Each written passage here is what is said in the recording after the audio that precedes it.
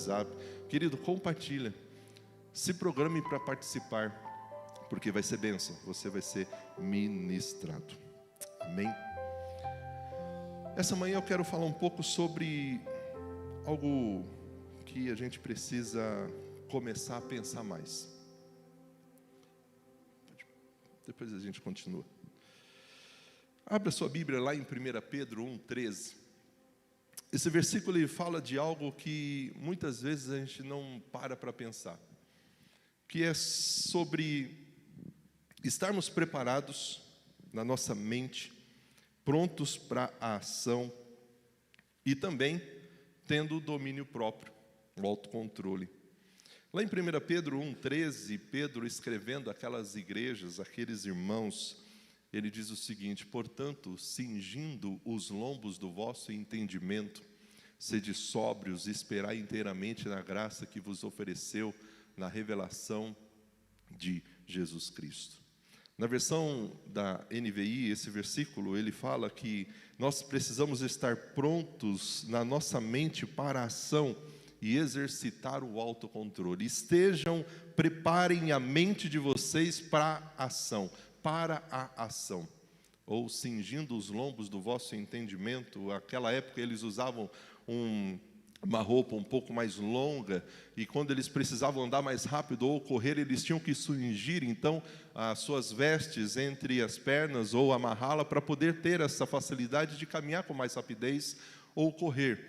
E é o que Pedro está dizendo com relação à nossa mente, o nosso entendimento. E quando a gente olha o contexto, Pedro vai começar a falar sobre um assunto que é a santidade.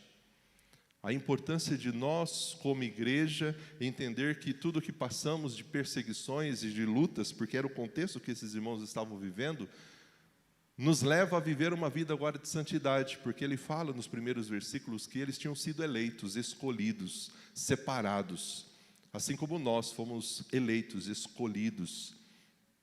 Talvez você tenha aqueles traumas, de infância ou da adolescência, em que quando tinha aquele momento na educação física de fazer as escolhas para os times, seja de futebol ou seja de vôlei, eu passei por isso.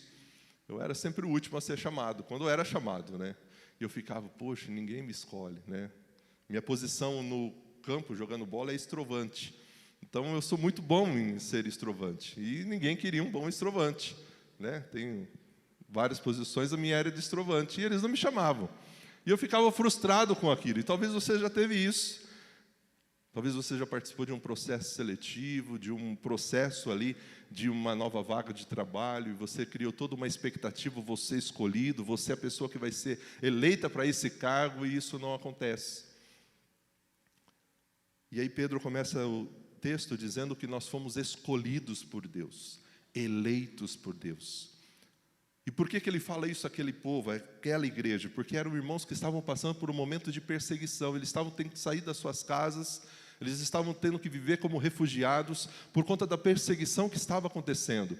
E Pedro queria aquecer o coração deles, que mesmo diante daquele momento tão difícil, eles tinham onde colocar o pensamento e o foco deles. Não era no momento presente, era naquilo que eles tinham recebido de Deus. E ele continua nesse texto, então, falando que a nossa mente, o nosso entendimento, ela tem que estar preparada para a ação. E por que a gente precisa pensar nesse versículo? Porque talvez a nossa mente ela está preparada, mas para pensar em muitas coisas que não estão edificando a nossa vida, que não estão trazendo nenhum crescimento pessoal, profissional, espiritual. Pense aí. Quais foram os pensamentos que ocupou a sua mente essa semana que passou?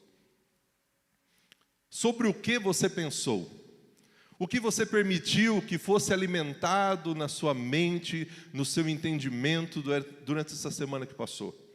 Quais foram as coisas que você focou o seu pensamento, que você colocou o seu foco, que você ficou ali pensando, alimentando, cultivando, e que talvez agora você olha e fala assim: por que eu perdi tempo com isso?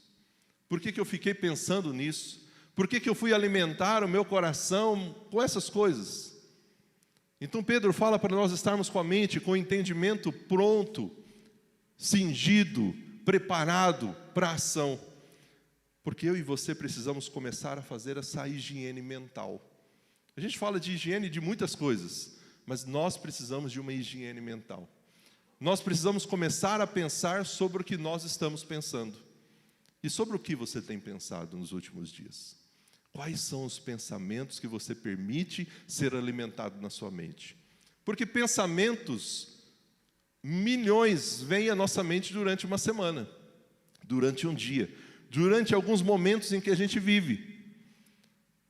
A questão é, quais são aqueles que eu alimento, quais são aqueles que eu vou focar e quais são aqueles que eu elimino da minha vida porque não vão me trazer nenhum benefício, não vão me ajudar em nada, não vão me ajudar a ser uma pessoa melhor, um pai melhor, um marido melhor, um servo melhor. Então eu não vou alimentar meus pensamentos com essas coisas. Sobre o que você pensou essa semana? Se nós tivéssemos a oportunidade de passar aqui no telão para todo mundo ver as coisas que você pensou essa semana, você se envergonharia daquilo que você pensou? Daquilo que você permitiu ser alimentado na sua mente? Edificaria a igreja? Ou você ficaria, não, pastor, não faz isso não.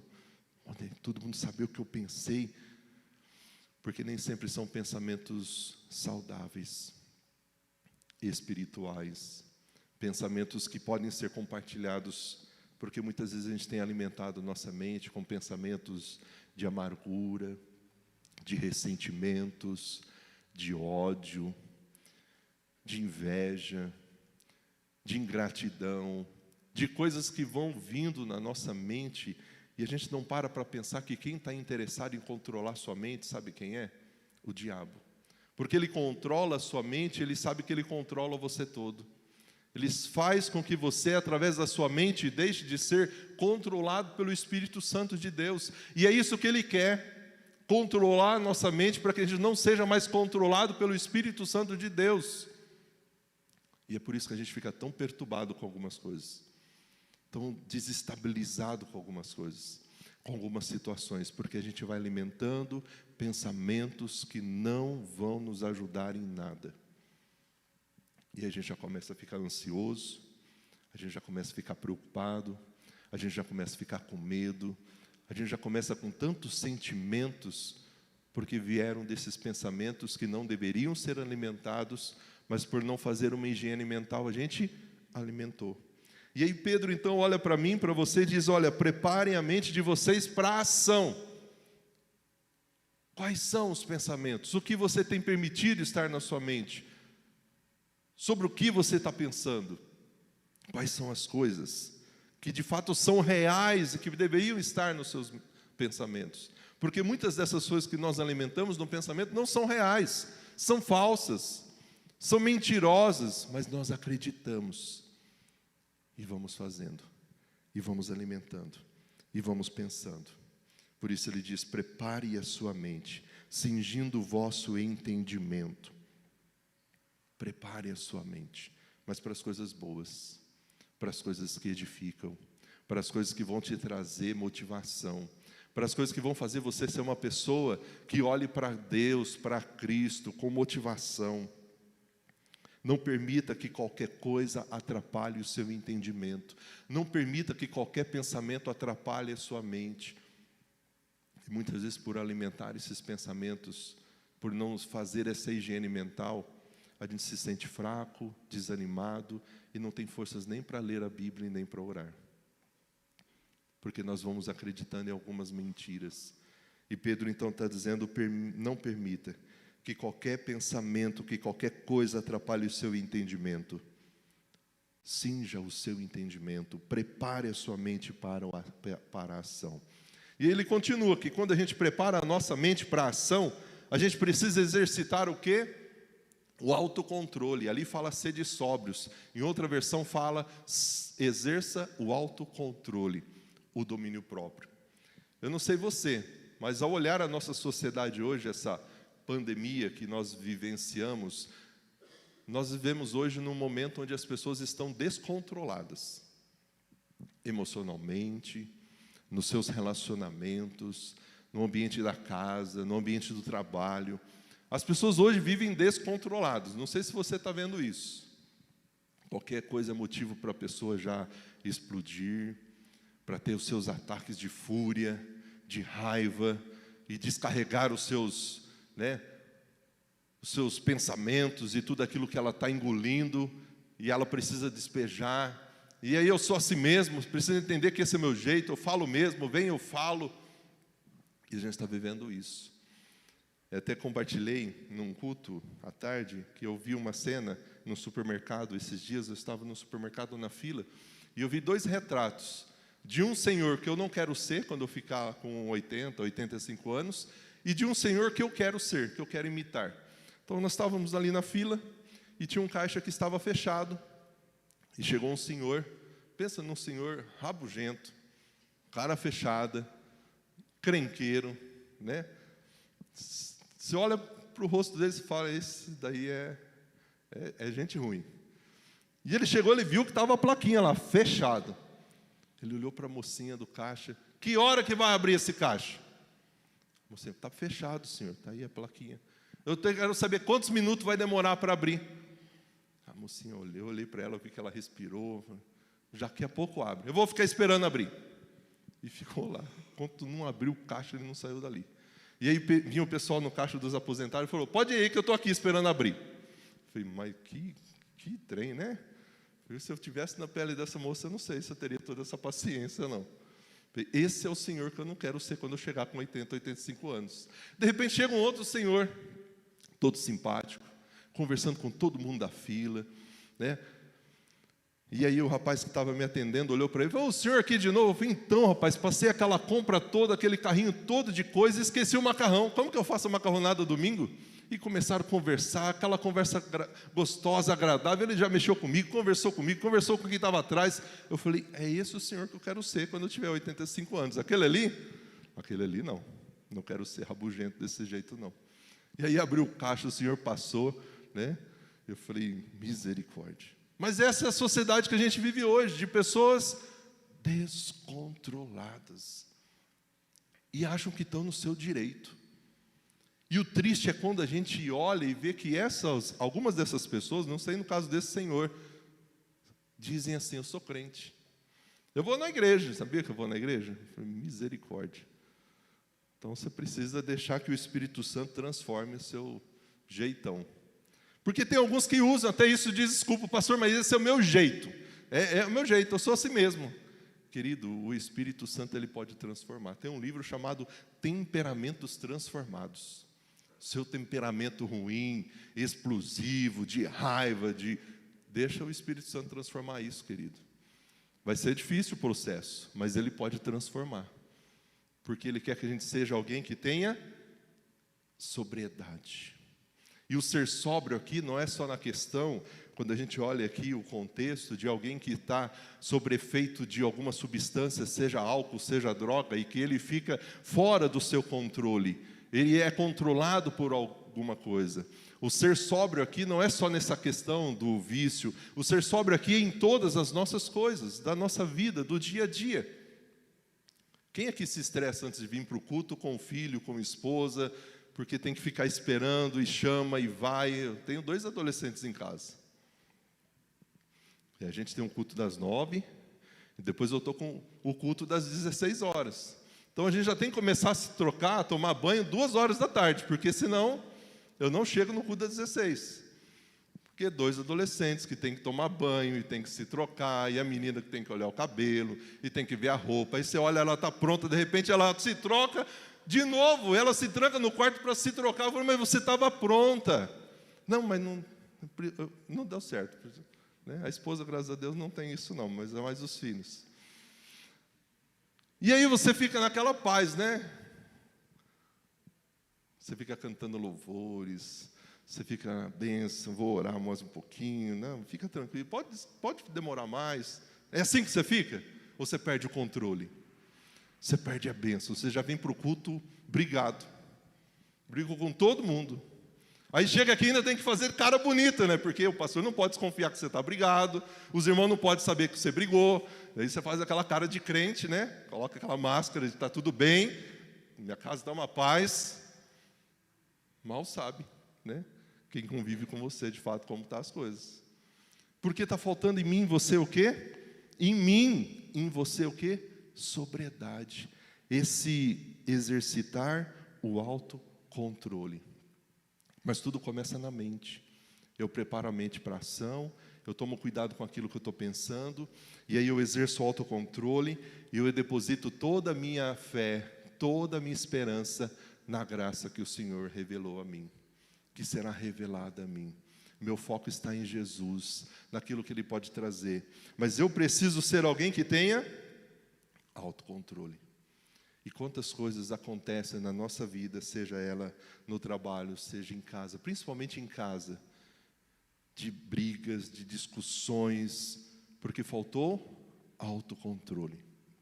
Era só eu ficar com a boca fechada, mas eu falei.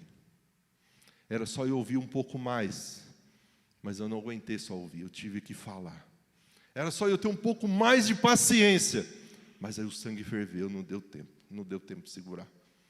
Eu agi, aí eu falei, eu agi, eu tomei uma atitude, porque a gente precisa exercitar esse, e quando eu falo aqui de exercitar esse controle, ser sóbrio, é porque é algo que a gente pode aprender, não é impossível, é algo que a gente pode aprender.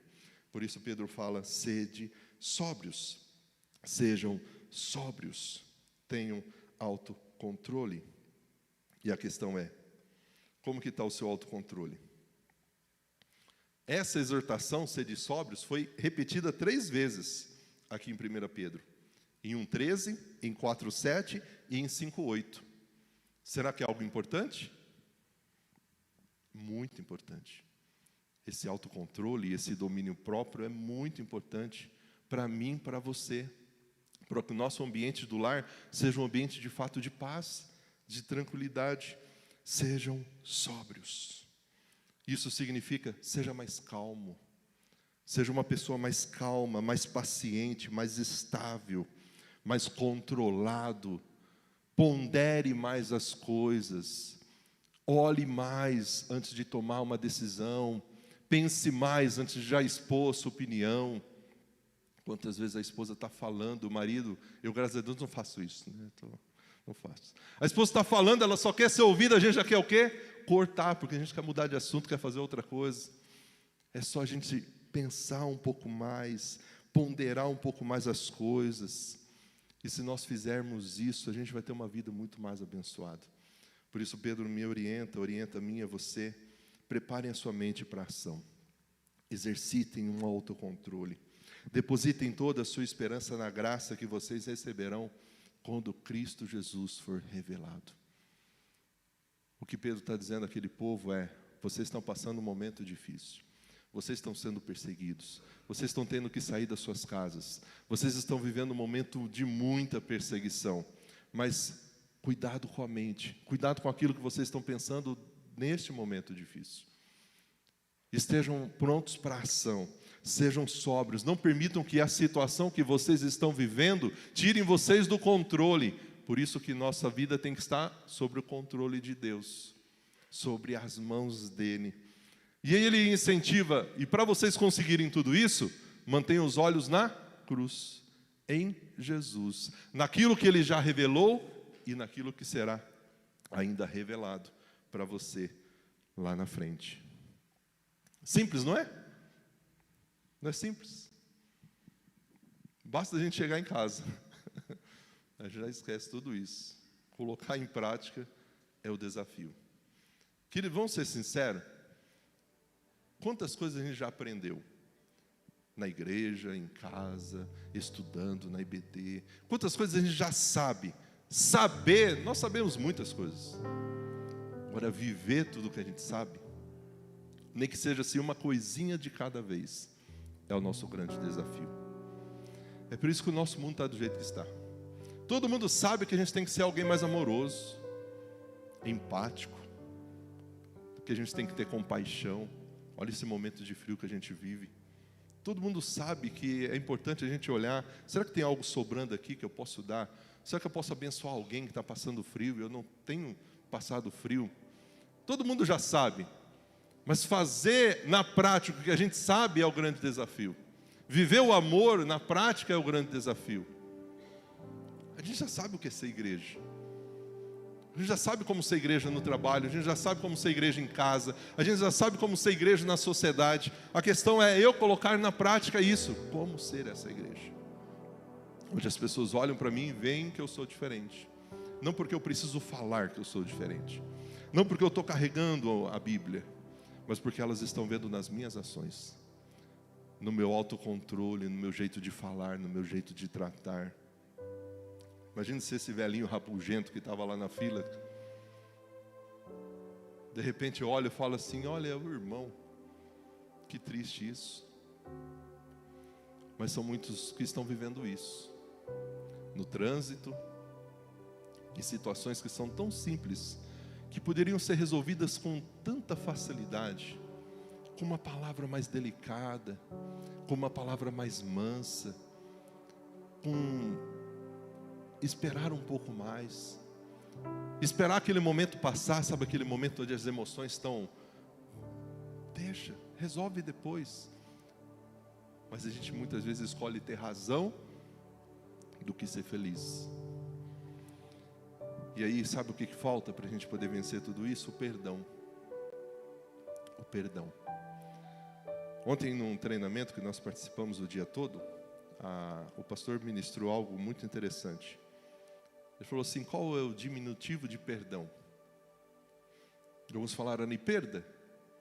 Ele falou: sim, perda. E quando a gente perdoa, sabe o que a gente está perdendo? A gente está perdendo a razão.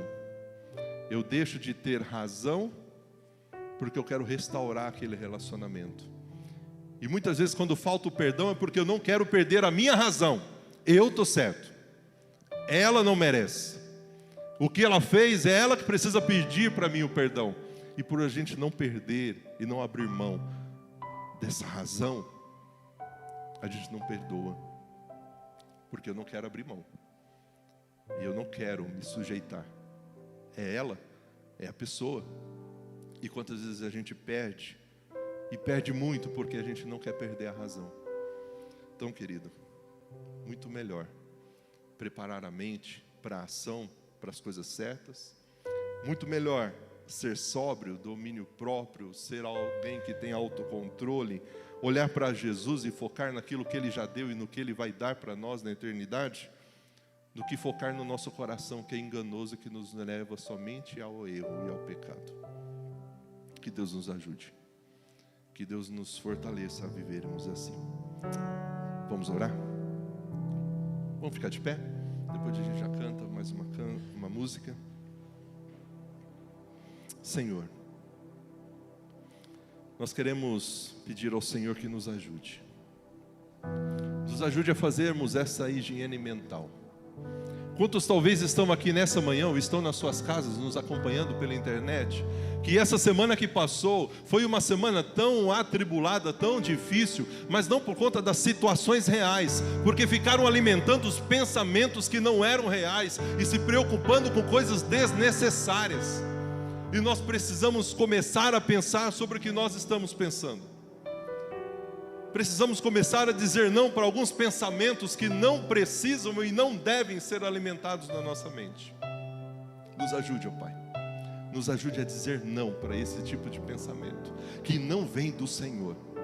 Nós queremos trazer à nossa memória, à nossa mente, aquilo que nos dá esperança, aquilo que motiva a nossa fé, aquilo que nos mantém os olhos olhando para Jesus, para a cruz, para as tuas promessas.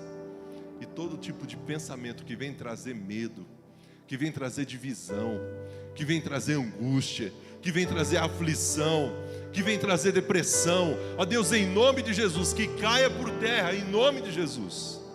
Queremos ter pensamentos santos, tudo aquilo em que há louvor, tudo aquilo que é digno, tudo aquilo que é honesto, tudo aquilo que é puro, tudo aquilo que é amável. É nessas coisas que nós queremos pensar, é nessas coisas que nós queremos alimentar no nosso pensamento. Ajude cada um de nós aqui, porque quando controlarmos os nossos pensamentos, vamos ter autocontrole. Oh Deus, nós queremos ser controlados pelo Senhor, nós queremos ser dirigidos pelo Teu Santo Espírito, e nós sabemos que vamos conseguir, porque não depende de nós, da nossa força, mas da força que vem do Senhor, do nome do Senhor que é poderoso. Esteja conosco, nos ajudando. Oramos em nome de Jesus. Amém. Daiane, vem cá.